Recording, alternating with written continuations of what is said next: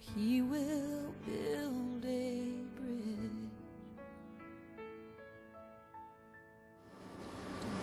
Red Lights from Pritty Dresses. Hi, I'm Angel. I'll tell you a little more about myself later, but for now I have another story I'd like to relate. The interstate cuts right through the heart of the city, and as you near the north end, it veers west as if beckoning a person on to undiscovered territory after you leave town. But before you reach the river, there's a bend in the highway that sends you even further west. Just at the bend is a patch of woods that almost comes right up to the road. Found at the foot of those trees, almost as if being protected by the branches, was a little purse. There wasn't a whole lot inside the purse: a brush, some lipstick, a few personal items, and several sheets of paper folded up like a note from a boyfriend in grade school. Here's what the paper said. I like to dream a lot. I wonder if I could ever write a book. I'm going to write down some notes about my life and maybe someday get somebody to help me with it. I don't know where to start. I guess this is kind of like scraps. Well, yesterday was kind of bad. Forget about it. I don't want to think about my life right now. What do they say in making movies? Cut. Take two. I wish I had some good memories from when I was little. I know my mama loves me. I just didn't get to see her much. I guess she was always busy trying to make a life for herself. She mostly forgot about me. Grandma took care of me sometime, Uncle Jeb and Aunt Betty sometime. A couple of foster homes. Don't remember ever having a daddy. I guess I was kind of lucky. I was always considered pretty, so I could usually get what I wanted. So as I got older, one of the things I wanted was somebody to hold me, somebody to love me. Well, like I said, I was good at getting what I wanted, but what I didn't count on was pregnancy at 15 years old and the little girl that came from it. Lucky for me, Grandma took care of my baby. I get to see her several times a year, and now that she's 6 and so sweet and pretty, sometimes I think I might like to be a real mommy to her before she gets totally grown up. Well, it's time to get to work. I'll write more later. Wow. Time sure gets away. I haven't written in a while. You know, I was just thinking of the biggest memory I have from when I was really little. I remember one of those foster families. I don't remember a lot, but they must have been really good people. I remember they bought me some real pretty dresses, and sometimes when we'd get all dressed up and go somewhere, I'd feel so special and pretty. I call myself Crystal now because Crystal is pretty and valuable, and I'd like to be treated like that again someday. When I think of the word innocent, that's what I remember. Well, catch you later. Hi, I'm back. I don't like men much. I use them to get what I want or need or whatever. I guess they use me too.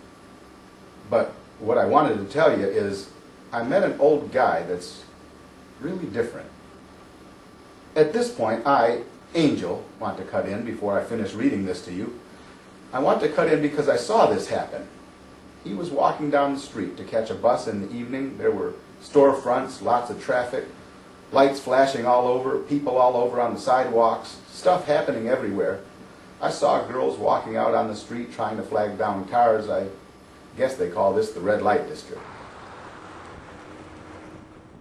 As repulsive as that is to some people, I've known him long enough to know he was thinking, what happened in their lives to cause them to live their lives like this, or rather exist like this? I saw a girl, rather scantily clad, straightening back up after leaning over and talking to a guy through his car window.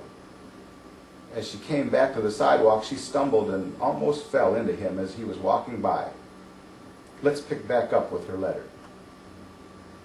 Well, I was working and almost stumbled into this guy. He looked like a real nice old guy, had a kind of long gray beard. Nice guys usually give me a dirty look as if I'm cluttering up their precious sidewalk, but he didn't. Then I looked for the look that all the other males give me when they see me like this, and it wasn't there either. I looked down at myself to see what I was wearing, because for just a second I flashed back and had that feeling like I was wearing one of those pretty dresses and felt all special and cared for. Then I bounced back to reality and started to go into my sales pitch, but he put up his hand as if to say no and said, are you all right? You don't look strong. I can't remember for sure, but his name was something like Kermis Dawking. No, it couldn't have been, but it sounded like that. It became obvious that he wasn't interested in what I had to offer, but that he was given to me from somewhere deep inside himself. Though I needed to make more money, I found myself meandering down the sidewalk with him, chatting, telling him my name and why I used it, and on and on. He seemed genuinely interested in me and didn't act in a judging way. He bought me a sandwich and pop, and we sat on a bench and talked for a long time. Just being around him, I started feeling like maybe my life could change. He talked about God and good people that wouldn't condemn me but would be glad to help me. He told me about exciting things he'd done all over the world and people's lives he'd seen change for the better. Then I remembered Bubba Brazano. Bubba usually treated me really good, took care of me and bought me things, gave me a nice place to stay and expected me to bring home some of the money every night. I told Curtis, or whatever his name was, that I needed to get going, but that I would be interested in talking to him again and that I would be thinking about what he was saying. And inside I was thinking, I really don't want to be like this forever. When I stood up to leave, he stood up with me and gave me a big hug and said he'd keep me in his prayers. I hope he's around tomorrow night. Well, as I said, they found her purse beside the highway. Several days later, they found her body in a river a couple miles downstream. When Kermis heard about it, he bowed his head with sadness and a tear ran down his cheek. He's gone now, and I really miss him. I've had a lot of charges in my career as a guardian angel, but none that made me feel closer to home when I was with them. You will build a bridge